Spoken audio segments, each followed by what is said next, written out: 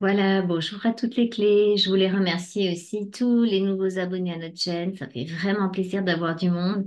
Donc, sachez que l'on fonctionne de la façon suivante. N'hésitez pas à poser vos questions dans les commentaires afin qu'on puisse vous répondre. Et c'est tout ça qui fait vivre notre chaîne, qui nous encourage. Mettez des pouces, partagez si ça vous plaît. Voilà, donc aujourd'hui, le thème du jour, je pense que vous vous en doutez un petit peu, vu le décor que j'ai mis derrière. Donc ça, c'était pour répondre justement à une question très intéressante de Morgane. Est-ce que l'astrologie liée à notre date de naissance est dans le plan astral, car les planètes sont bien réelles et on a une influence et ont une influence, pardon, tout comme la Lune et le Soleil? Oui ou non? Alors, c'est un sujet qui va piquer un petit peu, vu déjà les commentaires qu'il y avait sur la chaîne. Donc, prenez du recul, soyez l'observateur de ce que je vais vous dire. Ne croyez pas à ce que je vais vous dire. Prenez simplement ce qui va résonner en vous et pour vous. Donc, je vais faire simplement un premier thème. Effectivement, quand on parle d'influence planétaire, on parle en fait de l'influence qu'ont les planètes, quand, entre autres notre Lune, ça c'est assez clair pour tout le monde que la Lune a une influence, mais les planètes également ont des influences parce que on peut considérer une planète soit comme simplement de la matière, mais si on va beaucoup plus loin dans sa conscience, on verra que les planètes, en réalité, c'est de la conscience. C'est pas une planète, d'ailleurs, la Terre, c'est pareil, Gaïa, sa conscience, ce n'est pas une planète morte. Quand on va voir, comme je dis, un petit peu plus loin dans la physique quantique, c'est la conscience qui petit à petit va créer la matière, hein. C'est ce qui est en train d'être découvert. Donc, ce que je vous partage, effectivement, ces astres-là sont des consciences planétaires. Donc, c'est de ça que je vais parler. Je ne vais pas parler d'astronomie. Hein, ceux qui s'intéressent à l'astronomie, c'est super génial, c'est tant mieux, mais c'est pas de ça que je parle parce que l'astronomie, son domaine, c'est d'être matériel. C'est pas de tenir compte du vivant, donc de l'énergie vivante d'une conscience dans une planète. C'est pas ça. Par contre, l'astrologie, oui. L'astrologie qui a été mise en place pendant l'involution et qui est toujours d'actualité, plus ou moins en fonction de la conscience et de l'observateur. Ça, je vais débattre parce qu'il y a deux formes d'astrologie actuellement. Il y a la nouvelle astrologie qui tient compte également de la position juste des planètes, donc qui tient compte de l'astronomie, hein, qui va lire une carte en fonction du ciel du moment. Hein, j'ai pas dit du ciel réel, mais du ciel du moment. Donc là, il y a un décalage entre les signes. Donc il y a des gens qui sont intéressés par ça. Donc ça, il faut le savoir que en fait, les signes sont décalés. Mais si on tient compte de l'astrologie, on va dire plus classique, je peux simplement vous parler, moi, de mon expérience pour avoir rencontré un être extraordinaire qui était dans une conscience qu'on va dire plus ou moins christique, qui avait accès à ses mémoires esséniennes. Donc, c'était quelqu'un de très posé, de très, très dans sa présence. Et une de ses spécialités, à Paul, que je remercie infiniment de m'avoir mis sur ce chemin-là, c'était l'astrologie spirituelle. Donc, dans l'astrologie, il y a plusieurs stades aussi. Ça dépend qui c'est qui utilise l'outil.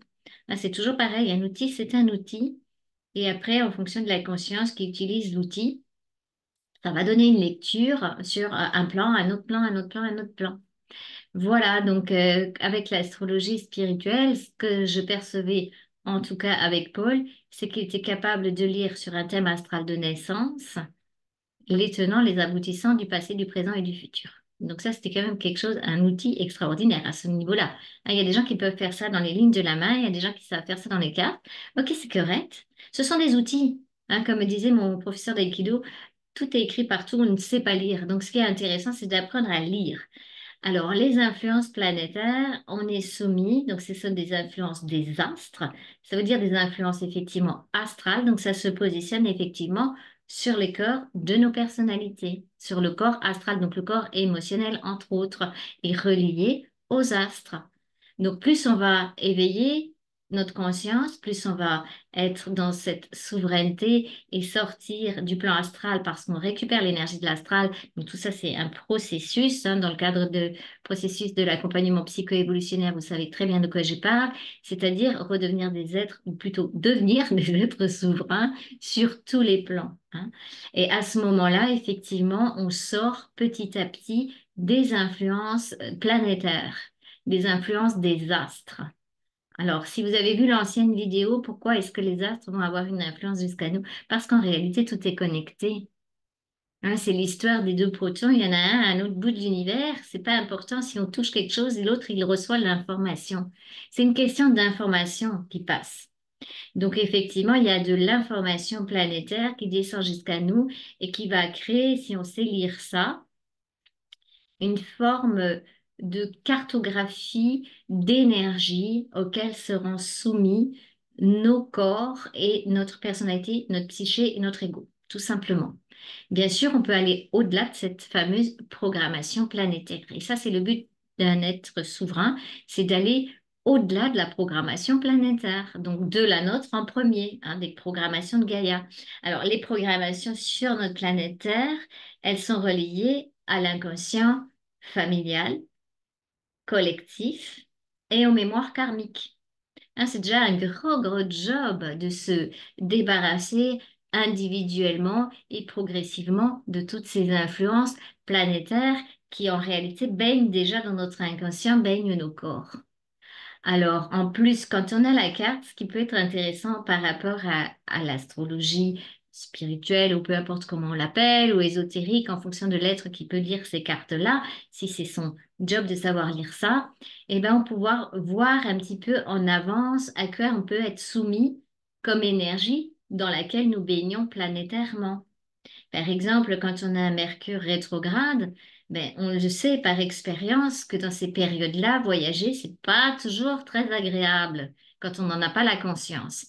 Hein, parce qu'on peut avoir perdu une valise, l'avion retardé, le train qui fonctionne pas, les grèves, mais ça, c'est juste ce qui se manifeste en fait au niveau collectif par rapport à ces influences, comme on dit, planétaires. Alors bien sûr, une fois qu'on est prévenu, comme on dit, un homme averti en vaut deux, hein, ou une femme avertie en vaut trois, peu importe comment on utilise le terme.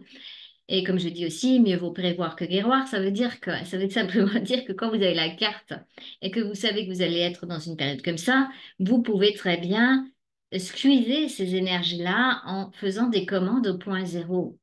Hein, vous avez un train à prendre ou un avion à prendre pendant un Mercure rétrograde, ben vous commandez que tout se passe bien pour vous.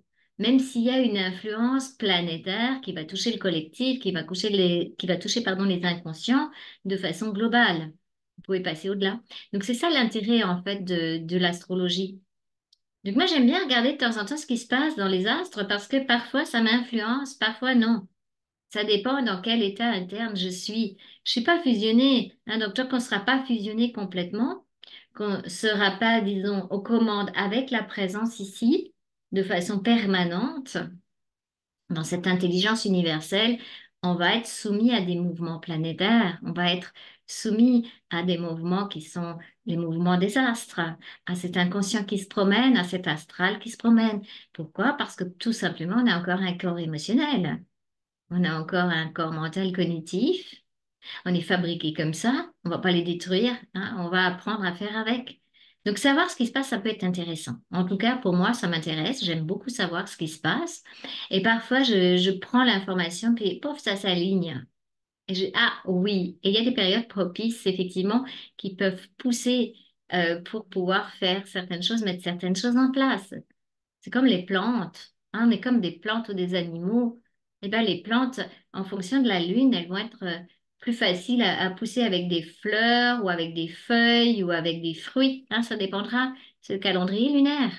Donc, ce qui est vrai pour les plantes, pour les animaux, on a un corps animal, on a une façon de penser qui est quand même relativement basique. C'est vrai pour les humains, tout simplement.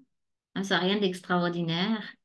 Et c'est pour ça que ça pouvait être intéressant c'est pour ça qu'il y avait aussi beaucoup d'êtres qui étaient quand même dans les gouvernements de façon à avoir des postes quand même très importants qui étaient suivis par des astrologues. Dites-vous bien que si ça fonctionnait pas du tout, quel aurait été l'intérêt pour eux d'avoir des astrologues ou des médiums à leur côté, hein, parce que les forces astrales jouent encore sur nous.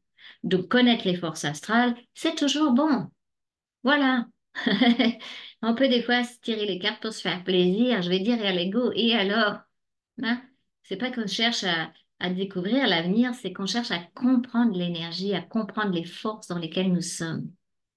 Et bien sûr, comme si vous avez pu regarder la vidéo de Nassim, l'univers connecté, Ben, si on est connecté, ça veut dire que tout ce qui se passe, c'est un petit peu l'idée du papillon.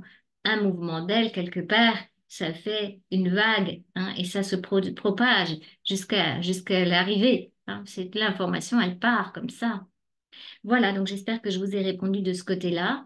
Donc aussi, ce qu'il faut savoir, c'est que effectivement, quand on est en recherche de soi, quand on a besoin de se comprendre, il faut faire suivre son ego. C'est ça ce qu'on voulait dire aussi. Sécuriser l'ego, ça veut dire faire en sorte qu'on peut se sentir confiant. Ça veut dire qu'on n'a pas 100 000 doutes dans sa tête, ça veut dire qu'on arrête d'avoir peur de tout. Et l'astrologie, ça peut permettre de savoir un peu mieux où on en est, tout simplement pour voir des croisées de chemin, des croisées d'énergie et ce qu'il se promène en fait autour de nous, de mieux comprendre, tout simplement. Mais comme je vous ai dit, c'est des outils de compréhension. Donc, c'est une étape. Et après cette étape-là, il y en aura plus besoin. Mais tant qu'on est assujetti à un corps de désir, à un corps astral, il y a des influences planétaires, les influences de l'inconscient. Oui, tout à fait. Et on peut aussi même aller avec sa conscience visiter certaines consciences planétaires. Qu'est-ce qui vous en empêche? Voilà, simplement, promenez-vous avec votre Merkaba. Allez voir par vous-même, prenez l'information par vous-même. Et puis vous verrez bien ce que ça donne, hein. On sait par exemple quand on se promène du côté de Vénus, par exemple, eh ben, effectivement, on a une sensation de bien-être par rapport à une fréquence vibratoire très particulière, très douce, très féminine. Donc l'astrologie, elle n'est pas complètement décalée non plus par rapport à la conscience d'une planète, aux influences d'une planète. Donc, si on peut voir que on a l'impression que les planètes, notre système solaire, sont très, très, très, très, très, très, très, très, très loin de nous. Imaginez alors, par exemple, la galaxie d'Andromède qui est juste à côté, en réalité, hein, quand on dézoome, on dézoome, on dézoome, elle est juste à côté, elle va être encore très, très, très, très, très, très, très, très, très, très, très, très, très, très, très loin. Hein, donc, l'espace, effectivement, ça donne une impression d'être très, très, très, très étendu. Alors, quand on veut se promener dans l'espace physiquement, rien que sur la Lune, ouais, c'est tout un challenge. Par contre, quand on peut se promener dans l'espace de façon énergétique, avec sa conscience, ça pose aucun problème. C'est pratiquement instantané. Alors, on peut aussi visiter le monde, les mondes qui nous entourent, d'une autre façon qu'avec le mental cognitif. Et heureusement pour nous, parce que c'est quand même très, très limité. On sait qu'un mental cognitif, la vision, par exemple, notre vision du cœur humain, là, notre vision humaine, elle est tellement petite, hein, sur l'échelle. Waouh, on voit pas ce qu'il y a avant et après ces couleurs qu'on perçoit. Voilà, les sons, c'est pareil, on ne perçoit pas les ultrasons. On a des bandes de données au niveau du corps mental qui sont très limitées. C'est ça qu'il faut se dire. Donc, dans les nouvelles sciences, dans la nouvelle façon de percevoir l'univers, il va y avoir des ouvertures. Parce que la conscience, maintenant, commence à s'éveiller. On commence à changer de plan vibratoire, à changer de paradigme et on commence à pouvoir prendre l'information de façon de plus en plus réelle. Donc l'information source, c'est ce que je disais, quand on est branché sur cette présence de nous-mêmes. Donc ça démarre comment de se brancher sur cette présence? Ça démarre tout simplement par une intuition, des synchronicités. Ça, c'est déjà énorme, hein. Ou quand on fait certaines commandes, tiens, il n'y a pas de place de parking là. Je commande d'avoir une place de parking, même si j'ignore comment. Pof, et puis d'un coup, il y a un gars qui dégage devant vous, et puis hop, la place, elle est disponible. Qu'est-ce que ça veut dire? Ça ouvre vraiment énormément de champs possibles. Donc, si vous avez envie de regarder de l'astrologie, c'est correct. Si vous avez envie de lire des cartes, de tirer des cartes parce que ça sécurise votre ego, c'est correct. J'avais une période comme ça où quand j'étais en grand, grand bouleversement, en grand changement, où j'étais obligée de tout quitter parce que plus rien ne collait dans ma vie, eh ben, je me sécurisais avec un petit oracle. Non, puis je tirais une carte, puis ça me faisait du bien. Il n'y a pas de mal à se faire du bien, si c'est avec l'astrologie, avec autre chose, peu importe. C'est simplement pour se, comment dire, sécuriser vibratoirement. C'est pas pour se raconter des conneries. De toute façon, on n'a pas encore pour l'instant la possibilité d'avoir tout le temps, en permanence, l'information et le savoir réel, hein. Donc, de toute façon, c'est qu'une partie de la vérité ou du mensonge, peu importe, hein, ce que je vous ai fait la dernière capsule. Voilà, donc à un moment donné, effectivement, la sixième race sera complètement débarrassée des influences planétaires. Voilà, donc l'astrologie n'existera plus à ce moment-là. On n'en aura plus besoin. J'espère vous avoir répondu. Si cette vidéo vous a plu, n'hésitez pas, mettez un petit pouce, partagez et n'oubliez pas que notre cheminement d'accompagnement psycho-évolutionnaire, c'est justement pour que chacun, chacune puisse pacifier son ego et se retrouver de plus en plus à l'intérieur. Voilà. Bonne soirée à tout le monde et ne cogitez pas trop avec cette vidéo.